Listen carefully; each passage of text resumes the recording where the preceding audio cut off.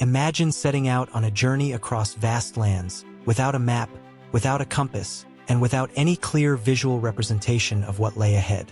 Today, we rely on GPS, road signs, and detailed maps, but for most of human history, travelers had none of these. So how did ancient people manage to find their way across continents, deserts, and oceans without getting hopelessly lost? The answer is far more fascinating than you might think. Many civilizations had their own ways of navigating, but let's start with the Romans, masters of roads, logistics, and empire building. You might assume that such an advanced civilization would have accurate maps, but surprisingly, no scaled Roman maps have survived. In fact, it's unclear whether they even used maps in the way we do today.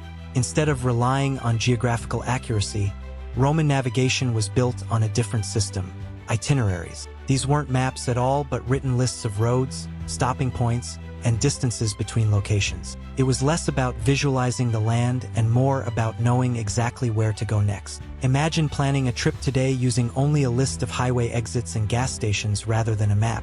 That was how Romans traveled. One of the most famous surviving itineraries is the Itinerarium Antonini, a 4th century document listing over 225 roads and their stopping points. It was a guidebook of sorts, showing travelers where to find rest stations, fresh horses, and even lodging. But instead of drawing the landscape, it simply told them how far they had to go to reach the next stop. Roman roads were the lifeblood of their empire, stretching for nearly 400,000 kilometers. Milestones along these roads provided crucial information, marking distances to major cities and guiding travelers as they moved through the empire. Soldiers, merchants, and messengers followed these roads, but they didn't rely on anything resembling a modern map. Instead, they followed the instructions given in itineraries, much like how we might follow step-by-step GPS directions today without needing to see the entire route on a screen.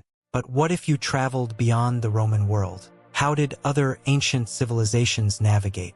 Many relied on oral traditions and memory, passing down knowledge of routes from one generation to the next. Indigenous peoples around the world used landmarks, mountains, rivers, and stars as their primary navigational tools. Seafarers, in particular, had astonishing methods of navigation.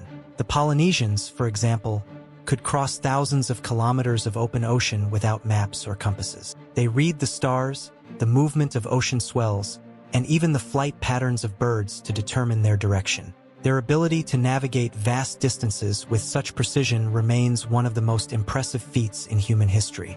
Meanwhile, in ancient China, travelers used written records similar to Roman itineraries. Chinese scholars documented detailed descriptions of roads, distances, and landmarks, ensuring that officials and merchants could traverse the empire efficiently.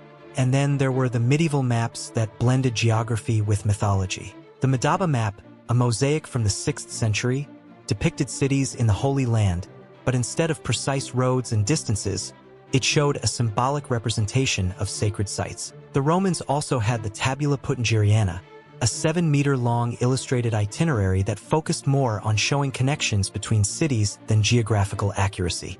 Even in the Middle Ages, long after the fall of Rome, many travelers still relied on itineraries rather than maps. The famous explorer Marco Polo, for example, recorded detailed descriptions of his journey to China, not as a map but as a written guide for future travelers. So why didn't ancient civilizations prioritize scaled maps? The answer is simple: they didn't need them. Travelers relied on practical knowledge, milestones, itineraries, oral traditions, and celestial navigation.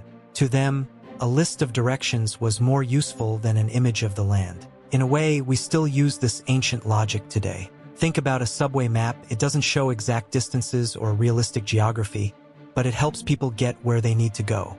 Ancient travelers did the same, proving that you don't always need a perfect map to find your way.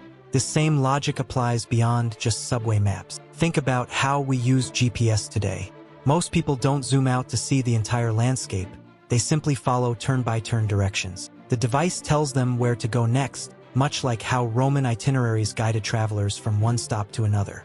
Even road signs are a modern version of ancient milestones. When you're driving on a highway, you don't need to see a full-scale map of the country.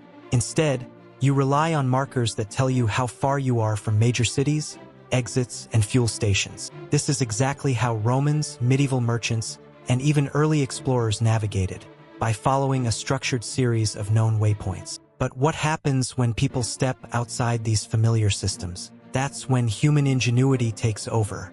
In many cases, ancient travelers learned to rely on local knowledge. If they entered unknown territory, they would ask merchants, nomads, or villagers for guidance. The Roman physician Galen, for example, once struggled to locate an island he had read about.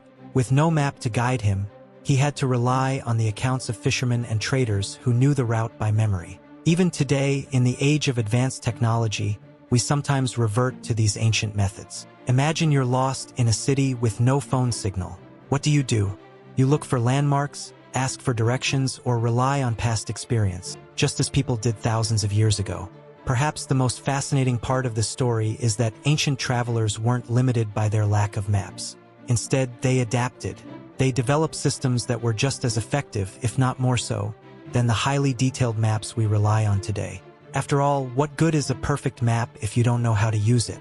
This is why so many ancient cultures didn't prioritize geographical accuracy. To them, navigation was not about seeing the world on paper. It was about knowing how to move through it.